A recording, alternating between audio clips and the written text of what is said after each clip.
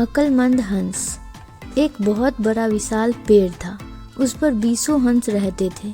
उनमें एक बहुत सयाना हंस था, बुद्धिमान और बहुत दूरदर्शी। सब उसका आदर करके ताऊ कहकर बुलाते थे। एक दिन उसने एक नन्ही सी बेल को पेड़ के तने पर बहुत नीचे लिपटते पाया। ताऊ ने दूसरे हंसों को बुलाकर कहा, देखो इस बेल को नष्ट कर दो।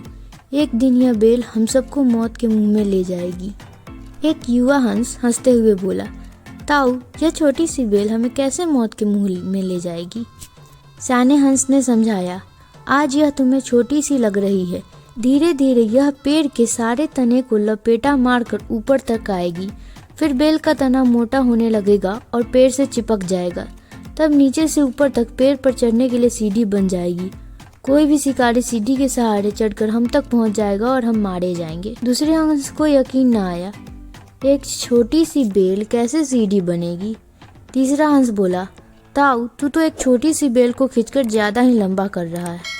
एक हंस बड़बड़ाया, यह ताऊ अपनी अकल का रौब डालने के लिए अनचन कहानी बना रहा है। इस प्रकार किसी दूसरे हंस ने ताऊ की बात को गंभीरता से नहीं लिया। इतनी दूर तक देख पाने की उनमें अक्ल कहाँ थी। समय बीतता रहा, बेल लिपटते लिपटते ऊपर शाखाओं तक पहुंच गई।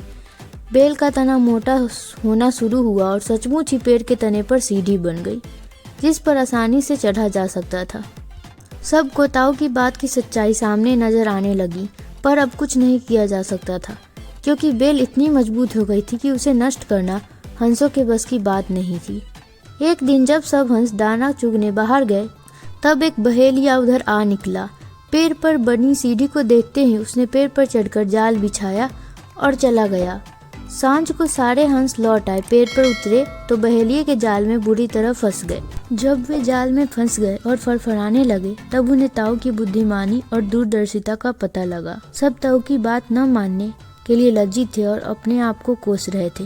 ताऊ सबसे रुष्ट था और चुप बैठा था। एक हंस ने हिम्मत करके कहा, ताऊ हम मूर्ख हैं, लेकिन अब हमसे मुंह मत फेरो। दूसरा हंस बोला, इस संकट से निकालने की तरकीब तू ही हमें बता सकता है। आगे हम तेरी कोई भी बात नहीं टालेंगे। सभी हंसों ने हामी भरी। तब ताऊ ने उन्हें बताया, मेरी बात ध्यान से सुनो। सुबह जब बहेलिया आएगा तब मुर्दा होने का नाटक करना। बहेलिया तुम्हें मुर्दा समझकर जाल से निकालकर जमीन पर रखता जाएगा। वहाँ भी मरे सामान पड़े रहना। जैसे ही वह अंतिम हंस को नीचे रखेगा, मैं सीटी बजाऊंगा। मेरी सीटी सुनते ही सब उठ जाना। सुबह बहेलिया आया। सभी हंसों ने वैसा ही किया जैसा ताऊ ने समझाया था। सचमुच बहेलिया हंसों को मुर्दा समझकर जमीन पर पटकता गया। सीटी की आवाज के साथ ही सारे हंस उड़ गए। बहेलिया अवाक होकर देखता रह गया। सीख, बुद्धिमानों की सलाह गंभीरता से लेनी चाहिए। ऐसे ही वीडियोस पाने के लिए चैनल को सब्सक्राइब और बेल आइकन को प्रेस जरूर करें, ताकि जैसे ही वीडियो अपलोड हो सबसे पहले आप तक पहुंचे।